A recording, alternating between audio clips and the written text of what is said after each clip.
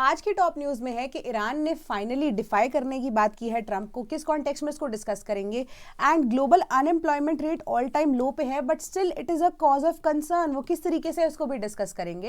And Trump ने यहाँ पर रिवाइव किया है ग्रीनलैंड का मुद्दा, जो कि एक थ्रेट की तरह यहाँ पर परसीव किया जा रहा है। Welcome to sleepy classes. तो आज हम डिस्कस करेंगे current affairs for the date of 15 January 2026 from the Hindu and related multiple choice questions को भी डिस्कस करेंगे। तो पहली आपकी न्यूज कह रही है कि world bank raises India's GDP growth projection to 7.2% for financial year 2026। तो पहले जो है अब जीडीपी की प्रेडिक्शन अब वर्ल्ड बैंक ने जो की थी वो 6 पॉइंट सर्टन फिगर्स के अंदर थी। अब 0.9% थे, इससे उसको इंक्रीज कर दिया गया है। तो अब वो 7.2% for the year of financial year 2026 के लिए कर दी गई है। अभी ग्लोबल इकोनॉमिक प्रोस्पेक्ट जो अब वर्ल्ड बैंक रिलीज करता है हर साल, उसी रिपोर्ट के अकॉर्डिंगली ये चीज बताई गई है। अब अजम्पशन यही क्या है इस प्रोजेक्ट के बेस पे कि जो 50% टैरिफ है ना, it will remain in place. पहले क्या था कि अब प्रोजेक्शन जो है टैरिफ के अकॉर्डिंगली अलग बताई गई थी, बट अब यहाँ पे जो ग्लोबल रेजिलियंस इंडिया की इकोनॉमी दिखाते हुए नजर आ रही है, उसके अकॉर्डिंगली वर्ल्ड बैंक ने अपना आइडिया जो है वो परसीव किया है कि अगर 50% इंपोर्ट टैरिफ्स यूएस लगाकर भी रखता है कि इंडिया की इकोनॉमी इतनी ज्यादा रेजिलियंट है कि वो अल्टरनेटिव्स ढूंढ सके।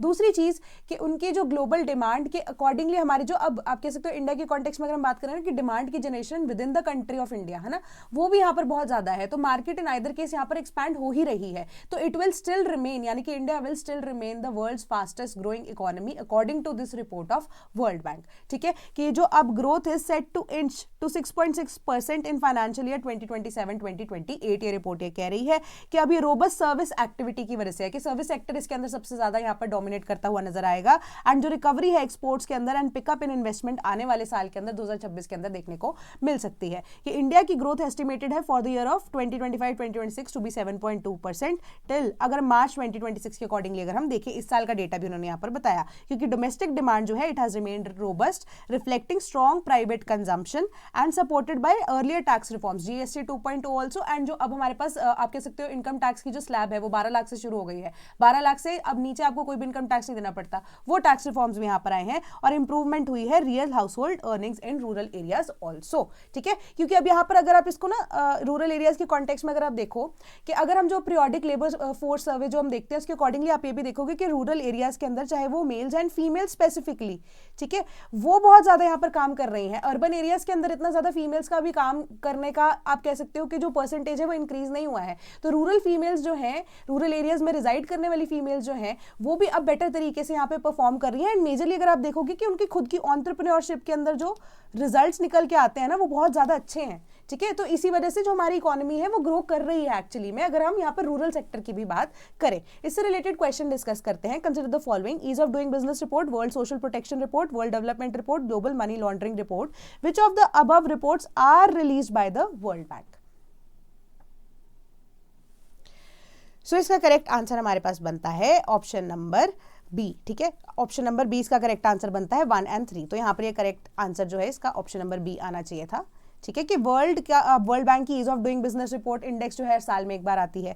ठीक है, अब वर्ल्ड बैंक की डेवलपमेंट रिपोर्ट की जब हम बात करें एनुअल फ्लैगशिप पब्लिकेशन है, बट यहाँ पे जो ease of doing business report है ना, ये डिसकंटिन्यू कर दी गई वर्ल्ड बैंक के द्वारा 2021 के बाद से। क्योंकि डेटा के अंदर डिस्क्रिपेंसी देखने को बहुत ज्यादा मिल रही थी कि जो कि गवर्नमेंट के द्वारा इवन की फील्ड सर्विस के द्वारा कलेक्ट किया जा रहा था। तो इस वजह से यहाँ पर इसकी पब्लिशिंग जो है बंद हो गई थी इन द ईयर ऑफ 2021। अब वर्ल्ड डेवलपमेंट रिपोर्ट जो है एनुअल फ्लैगशिप पब्लिकेशन है, जिसके अकॉर्डिंगली यहाँ पर एनालिस्ट जो है एनालाइज करते हैं रिपोर्ट को, जो भी उनके पास डेटा आता है उसके अकॉर्डिंगली पॉलिसी से रिलेटेड जो भी रिकमेंडेशन, क्रिटिकल डेवलपमेंट इश्यूज जिसपे poverty, health, technology, economic traps की बात करते हैं, इसके बारे में वर्ल्ड बैंक आपको बीइंग अ नेशन यहाँ पर सतर्क करता है। दैट अगर हम वर्ल्ड सोशल प्रोटेक्शन रिपोर्ट की बात करें तो ILO इंटरनेशनल लेबर ऑर्गेनाइजेशन के द्वारा इसको यहाँ पर रिलीज किया जाता है। देन ये साल में अब 2 साल में एक बार रिलीज होती है। तो ये बाइनियल जो रिपोर्ट है वो है। ठीक है, तो एक्सटेंडेड सोशल सिक्योरिटी हाईलाइट करती है कि किस तरीके से प्रोग्रेस एंड गैप्स हो रहे हैं। स्पेशली अब क्लाइमेट एक्शन का भी इसके अंदर रोल यहाँ पर दिखाया जाता है कि डिजिटली कैसी चीजें शिफ्ट हो रही हैं, सस्टेनेबल डेवलपमेंट के लिए क्या क्या चीजें हमें रिक्वायर्ड रहेंगी for the society as a whole to grow. ठीक है, एंड FATF के द्वारा फाइनेंशियल एक्शन टास्क फोर्स जिसको हम बोलते हैं, वो अब मनी लॉन्ड्रिंग से रिलेटेड अब रिपोर्ट्स जो है वो साल में एक बार मल्टीपल टाइम्स ऑफ रिपोर्ट्स यहाँ पर रिपीट जो है वो पब्लिश करते हैं। तो एक ग्लोबल आप कह सकते हो एक मेजर यहाँ पर हमारे पास क्या है, एक रिपोर्ट है।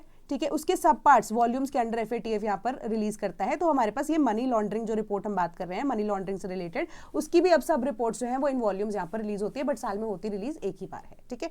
Then global unemployment rate to remain at historically low level. तो इंटरनेशनल लेबर ऑर्गेनाइजेशन जो है उनकी employment and social report, trends report 2026 के अकॉर्डिंगली ये चीज बोला गया है कि ग्लोबल अनएम्प्लॉयमेंट रेट जो है 4.9% हो चुकी है। इसका मतलब ये है कि अप्रोक्सीमेटली 186 मिलियन पीपल जो है वही अनएम्प्लॉयड है इन द वर्ल्ड, जो कि अब लोएस्ट लेवल पे अब यहाँ पर अनएम्प्लॉयमेंट पहुंच चुकी है। तो वैसे खुशी की बात है, बट यहाँ पर उन्होंने अलार्म रेज किया क्या कि 284 मिलियन वर्कर्स जो है they still live in extreme poverty, कि कुछ ऐसे जो अब 284 मिलियन लोग हैं उनकी $3 पर डे की पे भी नहीं है एग्जैक्टली, जो कि अब ग्लोबल स्टैंडर्ड्स के अकॉर्डिंगली बहुत ज्यादा कम है। तो इसका मतलब ये है कि अनएम्प्लॉयमेंट रेट अगर हम कम कर रहे हैं, बट वो अनएम्प्लॉयमेंट रेट इस वजह से कम नहीं हो रहा है कि उनके पास जॉब्स की अवेलेबिलिटी है, वो इस वजह से कम हो रहा है क्योंकि the people those who are skilled, या इवन कि उनकी जो कोई एजुकेशनल क्वालिफिकेशन है उनको उसके सेट के हिसाब से, कि उस सेट के अकॉर्डिंगली उनको उनकी जॉब नहीं मिल रही है। अनएम्प्लॉयमेंट एक्चुअली में इरेडिकेट तब होगी ना जब आपका जो स्किल सेट है उसके अकॉर्डिंगली आपके पास जॉब्स की अवेलेबिलिटी होगी and you are very much thriving in that kind of job. तो उस तरह की जॉब यहाँ पर एग्जिस्ट नहीं करती। तो इस तरह की अनएम्प्लॉयमेंट का कम होने का भी कोई फायदा नहीं है, ये इंटरनेशनल लेबर ऑर्गेनाइजेशन ने यहाँ पर बोला है कि अब पॉवर्टी जो है it is earning less than $3 a day and added के more than 2 billion workers around the world remain in informal employment. ठीक है, इनफॉर्मल काइंड ऑफ एम्प्लॉयमेंट है कि कभी भी सीजनल एम्प्लॉयमेंट हो गई, कभी कुछ काम मिल गया तो पैसा आ गया, अदरवाइज नहीं आया। तो अनएम्प्लॉयमेंट उनके केस में कैसे आप कैलकुलेट करोगे, that all times becomes difficult for the people also to understand, है ना। तो इनफॉर्मल सेटअप के अंदर ज्यादातर लोग यहाँ पर काम कर रहे हैं, तो वो भी एक तरह से प्रॉब्लमैटिक है। देन अब 2015 से 2025 के अंदर जो शेयर ऑफ वर्कर्स है एक्सट्रीम पॉवर्टी के अंदर जो रह रहे थे, वो भी यहाँ पर 3.1% से ही ओवरऑल डिक्लाइन होता हुआ नजर आ रहा है हमें। अब जो 7.9% जो था with the decline when it comes to 2015 से पहले वाला डेटा, कि एकदम अगर आप देखो 2005 से 15 के बीच में तो डायरेक्टली 15% का एक डेकेड के अंदर डिक्लाइन आया था। 15 से 25 के हिसाब से देखो तो 3% ही डिक्लाइन अनएम्प्लॉयमेंट रेट में देखने को मिल रहा है, जो कि अगेन एक पेन पॉइंट ही है ना। किसी तरह का यहाँ पर आप अनएम्प्लॉयमेंट का लेवल कम होने की बात यहाँ पर नहीं कह सकते हो, ठीक है। अब परसेंटेज जो है अब 284 मिलियन जो लोग वर्कर हैं they are living in extreme poverty, again ये रिपीटेशन यहाँ पर है। अब लैक ऑफ क्वालिटी जॉब्स यहाँ पर है लोगों के पास, है ना, कि स्किल सेट के अकॉर्डिंगली जॉब अवेलेबल नहीं है। तो अब उसके accordingly the number of workers जो कि पुअर एंड इनफॉर्मल वर्कर्स के अंदर है वो भी अब लो इनकम कंट्रीज के अंदर बढ़ते हुए नजर आ रहे हैं, इस रिपोर्ट ने ये चीज बताई। एंड लैक ऑफ प्रोग्रेस देखने को मिलती है, जेंडर गैप्स जो है वो भी अभी तक एग्जिस्ट करते हैं through out the world, and limited advances जो है वो थोड़े थोड़े एरियाज के अंदर देखने को मिल रहा है, जिस वजह से अब मेजरली अगर आप देख रहे हो अगर काम बढ़ भी रहा है तो वो फैमिली वर्क के थ्रू यहाँ पर बढ़ता हुआ नजर आ रहा है, ठीक है। तो परसिस्टेंट फीचर यही है कि ट्रेड अनसर्टेनिटीज है यहाँ पर। अब कोई भी persistent feature global economic landscape के अकॉर्डिंगली हम ये देखें तो हमें क्या करना है, अनसर्टेनिटीज जो है ट्रेड की वो भी कम करनी पड़ेंगी ना, तभी तो कोई एक्चुअली में काम करने के लिए यहाँ पर आएगा। अब आप देखो कि जियोपॉलिटिक्स जो है वो किस तरीके से काम कर रही है, वो अब एक्चुअली में सिर्फ वॉर लड़ाई के अकॉर्डिंगली या वेपन्स के अकॉर्डिंगली नहीं हो रही है, बिजनेस के अकॉर्डिंगली भी हो रही है। कि अब सपोज इसमें मैं आपको बेटर एग्जाम्पल देती हूँ ईरान के कॉन्टेक्स्ट में, है ना। अभी हमने कल की न्यूज़ डिस्कस की थी, वहां पर अब देखो कि इंडिया के जो है मेजरली अब यहाँ पर बासमती 61% के आसपास जो हमारा ट्रेड हुआ बासमती के केस में वो ईरान के साथ ही हुआ। बट ईरान के साथ अब जो भी ट्रेड करेगा, ऑल्दो ट्रम्प की तरफ से आया है कि उनके ऊपर यहाँ पर टैरिफ्स और ज्यादा इंपोज किए जा सकते हैं आने वाले टाइम में, है ना। तो अब इंडिया के जो लोग हैं जिन्होंने एक्सपोर्ट किया राइस बासमती एक्सपोर्ट किया टू ईरान, उनके पेमेंट्स यहाँ पर फंसे हुए थे, है ना। तो अब इससे क्या होगा, अनएम्प्लॉयमेंट लॉसेस भी होने के चांसेस है, अनएम्प्लॉयमेंट जो है वो फर्दर बढ़ भी सकती है इन दिस कॉन्टेक्स्ट। तो इस तरीके से यहाँ पर ये चीज बताई गई है कि आपके जो जियोपॉलिटिकल शिफ्ट्स होते हैं, इंटरनेशनल आपकी वल्नरेबिलिटीज देखने को मिलती है, जब स्टेबिलिटी यहाँ पर एग्जिस्ट नहीं करती है, इन दैट सिचुएशन ये प्रॉब्लम जो है वो और ज्यादा बढ़ती हुई नजर आती है। तो हमें ग्लोबली, ठीक है, एक पीस को एस्टैब्लिश करने की जरूरत है अगर हम चाहते हैं कि एक्चुअली में हम सबके लिए काम करें। तो अब ये डायनामिक्स जो है alongside the broad processes of structural transformation देखने को मिलता है हमें। डिजिटलाइजेशन है जो कि ट्रेड सप्लाई सभी को एकदम से दोबारा से रीशेप कर रहा है। स्किल सेट अगर आप टाइमली यहाँ पर डेवलप नहीं कर रहे हो अपना, तो उसके बाद आपका काम यहाँ पर रुक जाएगा। तो ये इवॉल्विंग जो सिचुएशन है बहुत तेजी से हो रही है ना। तो अब डिजिटल तरीकों से बहुत सारी ऐसे जॉब्स है वो कि अब 1/10 of the people are only required, है ना। तो जो बाकी अनएम्प्लॉयड हो जाते हैं वो क्या करेंगे, अब उनको अपने स्किल सेट की जॉब नहीं मिल रही तो वो छोटे मोटे कामों में यहाँ पर उलझना शुरू हो जाते हैं। तो जो ग्लोबल रेट जो इनफॉर्मेलिटी का है वो इंक्रीज हुआ है 0.3% between 2015 to 2025 having declined in the previous decade. ठीक है, पहले दिखा था कि डिक्लाइन हुआ है 2005 से 15 के बीच में, अब आप देख रहे हो थोड़ा सा यहाँ पर इंक्रीज हुआ है बाय 0.3%। तो अब यहाँ से ये थोड़ी सी दिक्कत देखने वाली प्रॉब्लम नजर आती है, या दिक्कत देगी आने वाले टाइम में सिचुएशन। तो क्वेश्चन को डिस्कस करते हैं। Consider the following in the context of international labour organisation. First statement कह रही है कि it is the only tripartite UN agency, tripartite वैसे हम इसको यहाँ पे प्रोनाउंस करते हैं, UN agency. Second, the administrative tribunal examines employment related complaints. Which of the statements above is or are correct? So the correct answer is option number C, दोनों statements correct हैं। अब यहाँ पर ओनली स्टेटमेंट दी गई है, but ये since एक fact है, ठीक है, सिंस ये एक फैक्ट है कि ओनली ट्रिपटाइट यूएन एजेंसी जो है ये 1919 में आप देखो ट्रीटी ऑफ वर्साई के बाद आईएलओ को एस्टैब्लिश किया गया था। मतलब वर्ल्ड वॉर 1 के बाद से आईएलओ अभी भी फंक्शनिंग है। ऑल्दो हमारे पास आप कह सकते हो लीग ऑफ नेशंस जो है वो खत्म हुआ, उसके बाद यूनाइटेड नेशंस यहाँ पर बना, उसके अलावा उससे पहले से ही या उसी लीग ऑफ नेशंस के टाइम से आईएलओ हमारे पास एग्जिस्टेंट है, जो कि अब यूएन के साथ काम कर रहा है, जो कि पहले लीग ऑफ नेशंस हुआ करता था, है ना। तो अब यहाँ पर क्या है, ओनली ट्रिपटाइट यूएन एजेंसी है। क्यों है? क्योंकि ये एम्प्लॉयमेंट रिलेटेड जितनी भी कंप्लेंट्स हैं, ऐसी एजेंसी जो कि सरकार, एम्प्लॉयर और वर्कर की रिप्रेजेंटेशन को इक्वल फुटिंग के ऊपर रखता है। मतलब आईएलओ में तीनों का इक्वल से है। ऐसा नहीं है कि सिर्फ सरकार की सुनी जाएगी, कि जो रिप्रेजेंटेटिव है उनकी ही सुनी जाएगी, ऐसा नहीं होता। कि एक यूनिक फीचर आईएलओ का हमारे पास यही है कि गवर्नमेंट, एम्प्लॉयर और वर्कर के जो रिप्रेजेंटेटिव्स हैं उन तीनों की बात सुनी जाती है, उसके बाद जाके जो डिसीजन है वो फाइनल लिया जाता है। तो ये ट्रिपटाइट कॉन्स्टिट्यूएंसी आईएलओ की एग्जिस्ट करती है, ठीक है। तो एडमिनिस्ट्रेटिव ट्राइब्यूनल जो है एग्जामिन करता है एम्प्लॉय रिलेटेड कंप्लेंट्स, जो कि officials of the international labour organization जो है वो फाइल करते हैं with the help of other international organization, जिसको रिकॉग्नाइज किया जाता है कि इसकी जुरिसडिक्शन के अंदर वो फॉल अगर करता है या नहीं करता है, ठीक है। तो इसी अकॉर्डिंगली जो प्रॉब्लम्स है इसको सॉर्ट आउट किया जाता है। So the correct answer is option number C. Then NGT issues notice to 3 states over water contamination. तो अब 3 ऐसी स्टेट्स हैं, उनको यहाँ पर डायरेक्टली एनजीटी ने सुओ मोटो कॉग्निजेंस लेते हुए, मतलब खुद से ये केस को टेकअप करते हुए क्या किया है, उन्होंने इशू किया है यहाँ पर नोटिस कि वाटर कंटामिनेशन के केसेस देखने को मिल रहे हैं। तो कौन सी स्टेट्स हैं वो? राजस्थान, मध्य प्रदेश एंड उत्तर प्रदेश। मल्टीपल ऐसी न्यूज रिपोर्ट्स एकदम से सडनली देखने को आ रही हैं कि पाइपलाइन जो है, जो कि सीवेज ड्रेनेज वाली पाइप है, उसका अब इंटरमिंगलिंग होना विद द ड्रिंकिंग वाटर की पाइपलाइन, जिस वजह से बहुत सारे ऐसे cases of you can say कि वाटर बॉर्न डिजीजेस देखने को आ रहे हैं। एंड मध्य प्रदेश के अंदर रिसेंटली इंदौर के अंदर तो एक केस बहुत ज्यादा सामने आया था, जहां पे सरकार ने क्या किया फर्दर, अब जिनकी लॉस ऑफ लाइफ हुआ है तो 2 लाख रुपए पर फैमिली यहाँ पर मुआवजा दिया गया। बाकियों के केस में जहां पे हॉस्पिटलाइजेशन है उसका खर्चा जो है सरकार ने उठाया। फर्दर पाइपलाइन की रिपेयरिंग की बात शुरू की गई। एंड मध्य प्रदेश की गवर्नमेंट ने यह भी स्टेप लिया था उस टाइम पे कि जितनी भी पाइपलाइन की रिक्वायरमेंट्स है, अब उसको लेकर भी जो भी अब लोगों के मुद्दे हैं उसको सुनकर उसके ऊपर काम जल्द से जल्द किया जा सके। बट अब एनजीटी जो है उनका पीछा नहीं छोड़ने वाला है। तीनों की तीनों स्टेट्स के अंदर मल्टीपल ऐसे केसेस जो है न्यूज के अंदर देखने को मिल रहे हैं। न्यूज के अंदर सिंस वो केसेस आए तो सुओ मोटो कॉग्निजेंस लेने की पावर यहाँ पर नेशनल ग्रीन ट्राइब्यूनल के पास है। तो उन्होंने बोला कि E coli bacteria drinking water के अंदर भोपाल के अंदर स्पेसिफिकली पाया गया, क्योंकि सीवेज का जो पानी है वो ड्रिंकिंग वाटर के साथ मिक्स होता जा रहा था, और ये एक serious environmental and public health का जो कंसर्न है वो देखने को मिल रहा है। प्राइमा फेसाई यहाँ पर ये इंडिकेट करता है वायलेशन किसकी? Environment protection act and water prevention control pollution act of 1974। तो सेंट्रल पोल्यूशन कंट्रोल बोर्ड जो है उसको डायरेक्ट किया गया है कि आप एक करोगे फाइल रिस्पॉन्स के क्या हुआ है, सारा के सारा जो इन्वेस्टिगेशन है वो करके आप एक रिस्पॉन्स हमें देंगे कि क्या क्या चीज किस तरीके से की जानी चाहिए। तो अब अगर आपको मैं बता दूं, water prevention and control pollution act 1974 के बेसिस पे ही हमारे पास जो पोल्यूटर पेस प्रिंसिपल है वो इस्टेब्लिश किया गया था, ठीक है, इसको कोडिफाई किया गया था। तो इसको ध्यान में आप रख लेना क्योंकि ये इंपॉर्टेंट भी है। देन क्वेश्चन डिस्कस करते हैं। Consider the following in the context of national green tribunal. पहली स्टेटमेंट कह रही है it is a non statutory body. Second statement कह रही है कि जो ट्राइब्यूनल है that is the NGT is not bound by the procedure under the CPC. अब तो चलो चेंज हो गया, बट उसकी फॉर्मेशन के टाइम पे, और the Indian evidence act 1872। Which of the above statements are correct? So इसका करेक्ट आंसर है ऑप्शन नंबर बी। सिर्फ सेकंड स्टेटमेंट यहां पर करेक्ट है।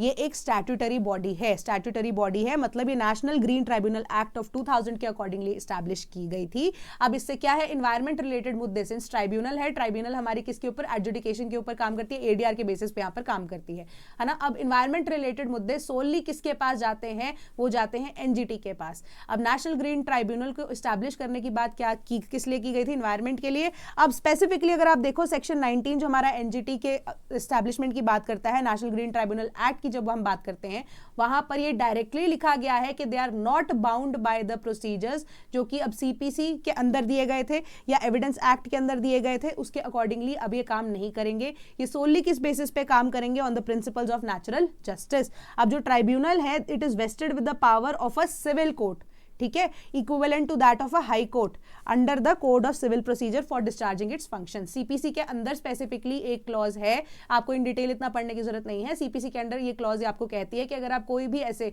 एडीआर के बेसिस पे एस्टैब्लिश करते हो कोई भी ट्राइब्यूनल, उसकी power equivalent to that of a civil court होगी एंड स्पेसिफिकली हाई कोर्ट होगी, ठीक है। तो अगर एनजीटी के खिलाफ अगर आप कोई कंप्लेंट करना चाहते हो तो डायरेक्टली वो केसेस कहां जाते हैं? सुप्रीम कोर्ट के अंदर जाते हैं, ठीक है। तो ये चीज को ध्यान में रखना।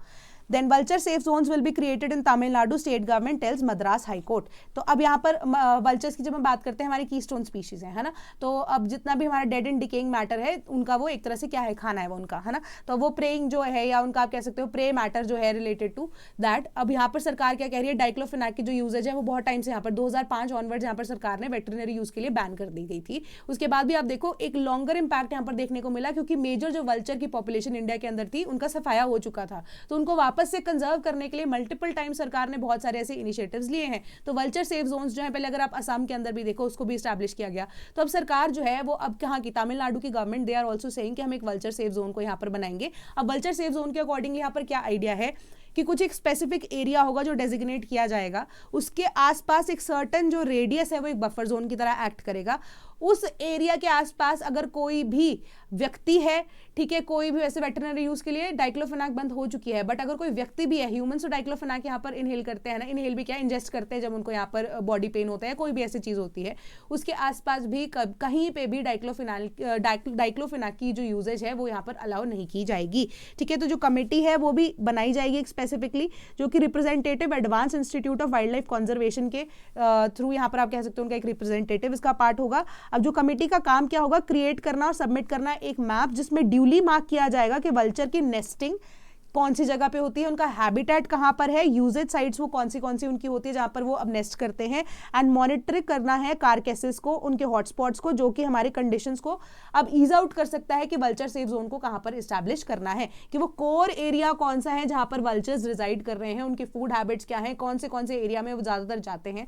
इससे ईजिली यहाँ पर वल्चर सेफ जोन्स को आइडेंटिफाई करना आसान हो जाएगा, फ्लैग करना आसान हो जाएगा, मैप के ऊपर आप उसको बना सकते हो, एंड अकॉर्डिंगली यहाँ पर सरकार जो है उस पूरे प्लान को, एक्शन प्लान को यहाँ पर क्या करेगी? परस्यू करेगी, इंप्लीमेंट करेगी, ठीक है, क्योंकि वल्चर्स जो हैं उनका बचना बहुत ज्यादा जरूरी है। Top of the food chain आप कह सकते हो, kind of, not top, but अगर आपको तो जो डेड एंड डिकेइंग मैटर्स के ऊपर अगर वो अब डिपेंड करते हैं वो है, क्योंकि अगर वल्चर्स की पॉपुलेशन ऑल टुगेदर भी अगर आप देखो वो कम हो जाती है ना, जो कि हो भी चुकी है, तो अब जो डेड एंड डिकेइंग मैटर्स है, स्कैवेंजर्स वैसे जिनको हम बोलते हैं, तो ये स्कैवेंजिंग का अगर पार्ट नहीं होगा तो आप यहाँ पर जो एक रिपोर्ट है ना इंटरनेशनल लेवल पे वो ये भी बोलती है कि ह्यूमन लैंडफिल्स बनने शुरू हो जाएंगे, ठीक है, ह्यूमन लैंडफिल्स बनने शुरू हो जाएंगे। क्यों? क्योंकि इनकी कल्चरल वैल्यू भी बहुत ज्यादा है, क्योंकि पारसी कम्युनिटी के अंदर अगर आप देखो, since they are nature lovers, तो पारसी कम्युनिटी के अंदर ना बरियल होता है ना बर्निंग होती है ना बॉडी की, तो उनको यहाँ पर क्या टावर ऑफ साइलेंस होता है आउटस्कर्ट्स ऑफ द सिटी के ऊपर या कहीं पे भी जहाँ पे उनकी जो ग्राउंड्स होते हैं, ठीक है। तो इन दैट अब क्या होता है कि वल्चर्स को उनकी जो डेड बॉडी है वो फीड की जाती है, ठीक है। तो अब क्यों है ऐसा है? क्योंकि अब Parsi community again close to the nature है, तो अब ये जो पारसी कम्युनिटी का जो आप कह सकते हो कल्चर है, इसको भी बंद कर दिया गया, क्योंकि मेजर पॉपुलेशन जो है वल्चर्स की वो खत्म हो चुकी है ना, तो इसको वापस से रिस्टोर करने की यहाँ पर बात की जा रही है कि वल्चर्स जो है हमारे लिए बहुत इंपॉर्टेंट है, अदरवाइज जो ह्यूमन लैंडफिल्स है ना वो बनने शुरू हो जाएंगे। इवन की कारकेसेस जो है, इवन एनिमल्स के, वो भी अब कौन ही खाएगा अगर वल्चर्स की पॉपुलेशन एग्जिस्ट नहीं करती तो, है ना। तो ये लैंडफिल्स यहाँ पर बनने शुरू हो जाएंगे कैरकेसेस के लिए स्पेसिफिकली, अगर आप देखो डेड बॉडीज के। तो ये चीज आपको बताई गई है। क्वेश्चन डिस्कस करते हैं। Which among the following were not the themes for international vulture awareness day 2025, ठीक है, कि हर साल international vulture awareness day first Saturday of सितंबर को सेलिब्रेट किया जाता है, फर्स्ट सैटरडे ऑफ सितंबर, ताकि वल्चर की जो स्पीशीज है उनकी कंजर्वेशन के लिए अवेयरनेस यहाँ पर फैलाई जा सके। तो 2025 के अंदर कौन सी ऐसी इनमें से जो ऑप्शन है वो नहीं थी एक थीम का पार्ट? सो इसका करेक्ट आंसर है हमारे पास option number B. International vulture awareness day 2024 में प्रोटेक्टिंग नेचर्स क्लीनर्स जो है वो हमारे पास थीम थी। 2025 के अंदर अगर आप मेजरली देखो तो valuing vulture was the major theme, but उसके अलावा wings of hope and vulture, nature's clean up crew या silent guardians of the sky, ये थीम्स के ऊपर भी यहाँ पर परस्यू किया गया था 2025 का जो इंटरनेशनल वल्चर्स अवेयरनेस डे था। ठीक है, सिंपल से आपका क्वेश्चन था, तो वल्चर्स से रिलेटेड न्यूज अब आई है तो हो सकता है आपसे क्वेश्चन पूछा जा सके।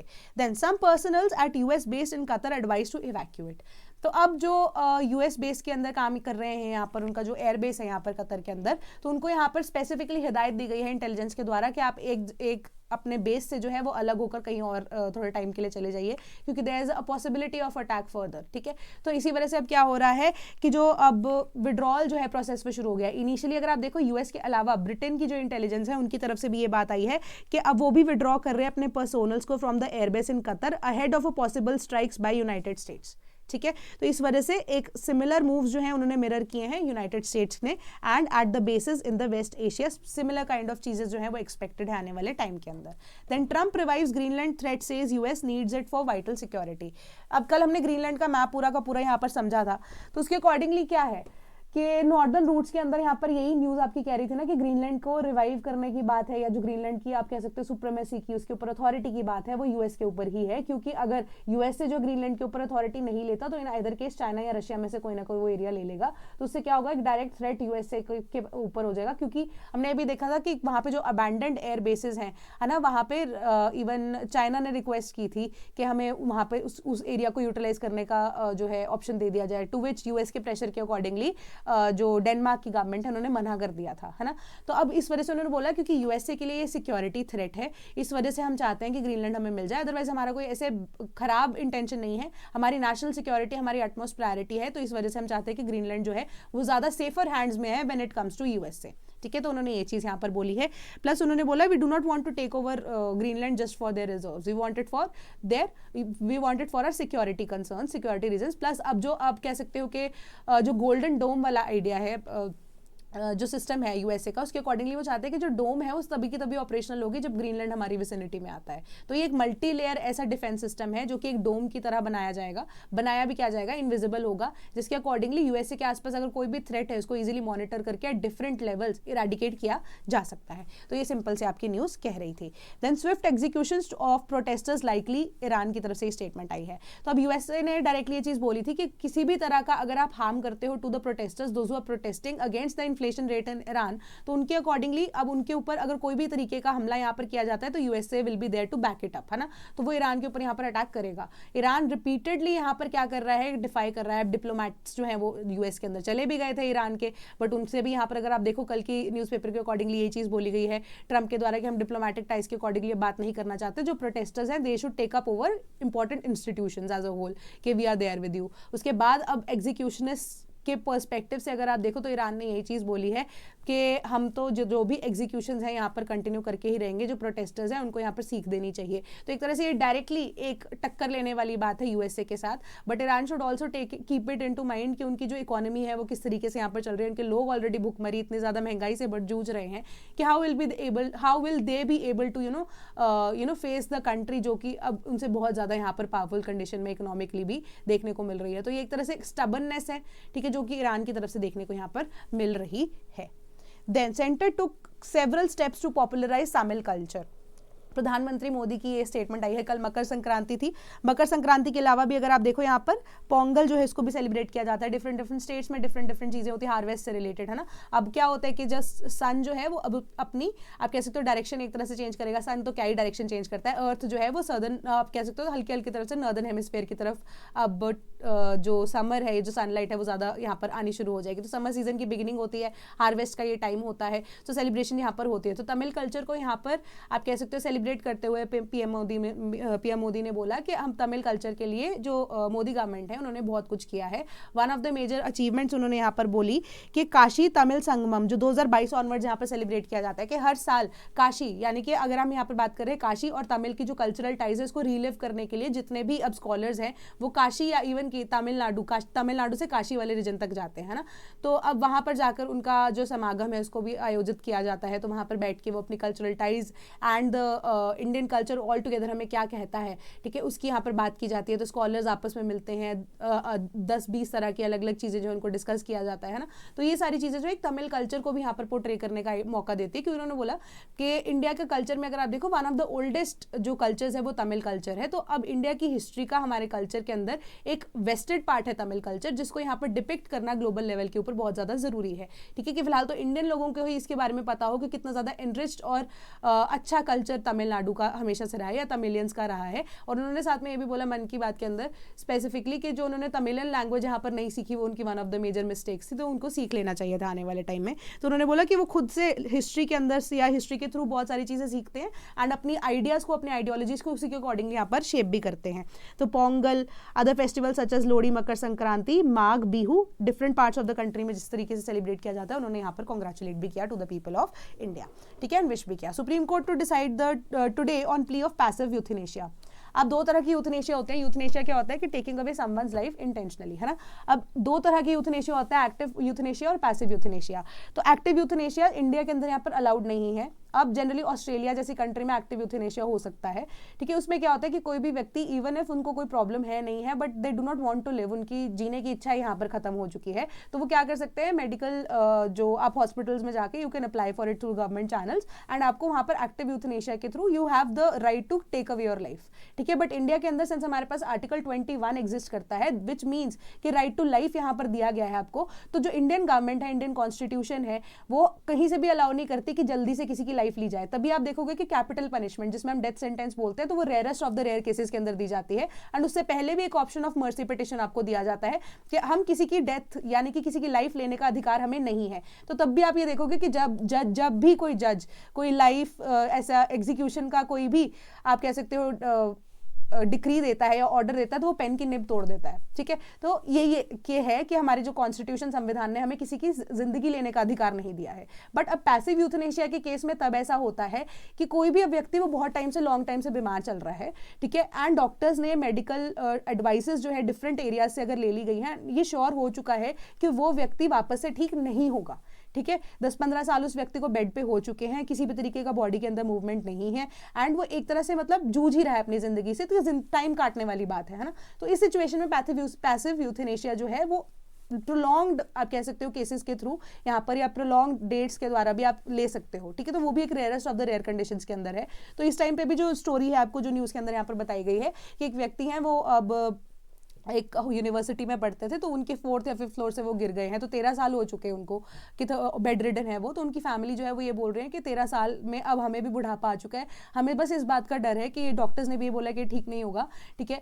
प्लस आप ये भी देखिए कि 13 साल के अंदर हमें भी बुढ़ापा आ चुका है कि लाइक पेरेंट्स आपका केयर कर सकते हैं कि हमारे बाद इसका ध्यान रखने वाला कौन ही होगा। तो इसी वजह से वी वांट कि हमारे जाने से पहले कि ये भी चला जाए, तो हम शांति से एटलीस्ट अपना बुढ़ापा काट के हम भी जा सकते हैं। तो इसी वजह से अब सुप्रीम कोर्ट फाइनली मेडिकल जो है कंसल्टेशंस के थ्रू उनको भी ये चीज पता लगी है कि that person will not be able to recover, तो उसके अकॉर्डिंगली ही सुप्रीम कोर्ट अभी पैसिव यूथनेशिया के ऊपर जजमेंट आज देंगे, ठीक है। Jaishankar speaks to Iranian foreign minister amid unrest. तो अब ईरानियन फॉरेन मिनिस्टर से मिलने का बात क्या है, कल या परसों न्यूज में डिस्कस किया था कि ब्रिक्स का अपकमिंग समिट है, ठीक है। ईरान ने 2021 में ज्वाइन किया था ब्रिक्स समिट को। अब ईरान से रिलेटेड उन्होंने आना था, ईरानियन जो फॉरेन मिनिस्टर है उनकी विजिट भी थी इंडिया को, बट अब वो थोड़ा सा डिले होती हुई नजर आ रही है क्योंकि पॉलिटिकल अनरेस्ट ईरान के अंदर बहुत ज्यादा देखने को मिल रहा है।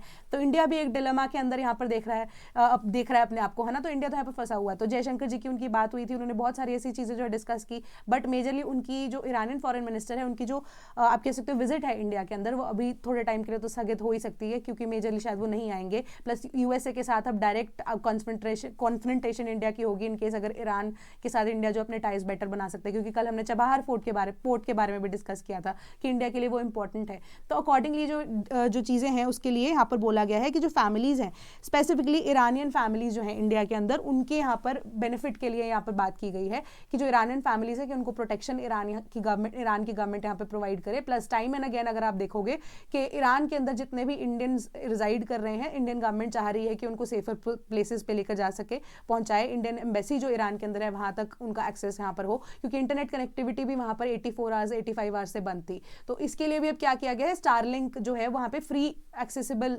इंटरनेट जो है प्रोवाइड कर रहा है, बट कई कई जगहों पर इंटरनेट की अवेलेबिलिटी अभी भी नहीं है। बट यहाँ पे जो ईरान के अकॉर्डिंगली उनकी तरफ से फुल कोऑपरेशन इंडिया के लिए यहाँ पर दिखाई जा रही है, बट स्टिल अब इंडियन एम्बेसी जो है अपने लोगों के लिए यहाँ पर परेशान तो है ही है। तो इसी वजह से ये डिस्कशंस जो हुई हैं, एंड स्पेसिफिकली जो इंडियन एम्बेसी की वेबसाइट है वहाँ पे जो लोग हैं उनको बताया जा रहा है कि टाइमली अपडेट दी जा रही है कि वो एटलीस्ट एम्बेसी की विसिनिटी में या किसी सेफर प्लेस पे जाएं, प्रोटेस्ट वाली जगह से वो बचे, ताकि अब किसी भी तरीके का नुकसान जो है एटलीस्ट इंडियन सिटीजन्स को या जो पीपल रिजाइडिंग इन ईरान है जो कि इंडियन ओरिजिन के हैं उनको किसी तरीके का नुकसान ना हो। Then IPKF soldiers finally receiving their due recognition. Rajnath Singh ने यहाँ पर बोला कि इंडिया की पीस कीपिंग जो मिशन है श्रीलंका के अंदर, उसके अकॉर्डिंगली जो ऑपरेशन पवन है फाइनली उनको यहाँ पर क्या मिला है, एक तरह से रिकॉग्निशन मिली है। क्यों? क्योंकि उनके लिए एक मेमोरियल जो है, हम चाह रहे थे कि श्रीलंका के अंदर बने बट वो नहीं बना, बट वो न्यू दिल्ली के अंदर जो मेमोरियल है वहाँ पर उनके लिए अब क्या किया गया है, कह सकते हो कि आप एक तरह से ट्रिब्यूट उनको दी गई है। तो इंडिया की पीस कीपिंग फोर्स या ऑपरेशन पवन की जब हम बात करें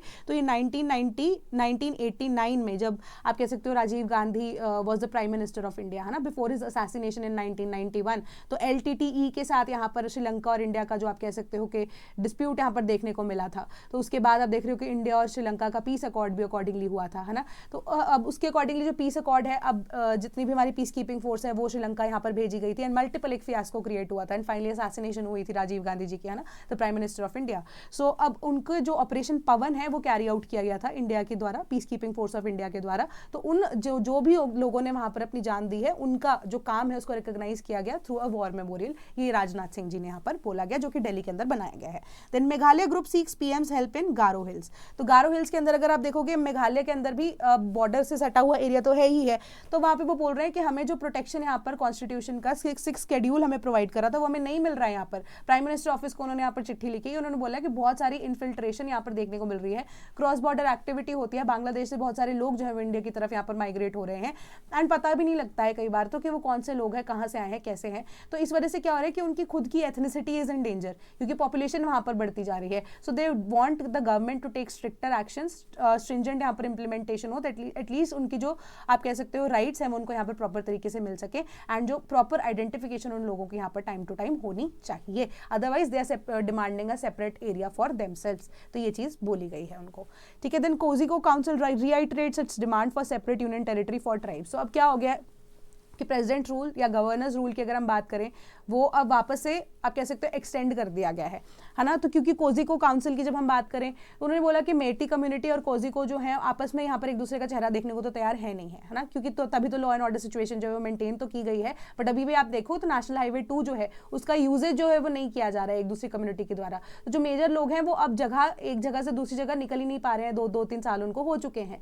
तो अब यहाँ पर यही बात की जा रही है कि दोनों जो पार्टीज हैं, दोनों जो ट्राइब्स हैं, एक दूसरे की शक्ल देखने को तैयार नहीं है। So it is better for them, उनकी डिमांड आई है काउंसिल की तरफ से कि दे वांट के सेपरेट एरियाज एक दूसरे को दे दी जाए, ठीक है, और वो ऑफिशियल तरीके से ऑफिशियल चैनल्स के थ्रू यहाँ पर दिए जाएं। तो उनकी डिमांड बेसिकली अभी यही है, सरकार पूरा करती है नहीं करती है वो तो अलग बात है, ये तो अभी बेसिक डिमांड है, एरियाज ऐसे डिवाइड जल्दी नहीं होते। देन गवर्नमेंट वांट्स मेटी कोजिको ग्रुप्स अगेंस्ट फ्लाउटिंग पैक्ट। तो यहाँ पर क्या है कि गवर्नमेंट ने वार्न किया है कि आउटफिट्स को कि अगर कोई भी तरीके का ग्राउंड रूल्स को वायलेट किया जाता है, सिंस प्रेसिडेंट रूल वहां पर लगा हुआ है, तो एक्शन बहुत ज़्यादा स्ट्रिक्ट यहाँ पर होगा। तो किसी भी तरीके की आप यहाँ पर राहत की जो एक्सपेक्टेशन है वो यहाँ पर मत रखिए। तो जो ग्रुप्स हैं उनको बोला गया था कि अगर एक्सटॉर्शन की जाती है अपने अपनी टेरिटरीज के अंदर, डेजिग्नेटेड कैंप्स के अंदर, अगर आप वो भी चीज़ कर रहे हो, एक्सटॉर्शन भी कर रहे हो, किसी से वसूली कर रहे हो, तो वो चीज़ के ऊपर भी एक्शन यहाँ पर लिया जाएगा। तो एक कमेटी है मणिपुर चीफ सेक्रेटरी के द्वारा यहाँ पर चेयर की गई थी, जो बनाई गई थी, उन्होंने यहाँ पर एक सीज फायर एग्रीमेंट जो है वो तैयार किया था, जिसका क्या नाम है, united nation liberation front Pambei faction,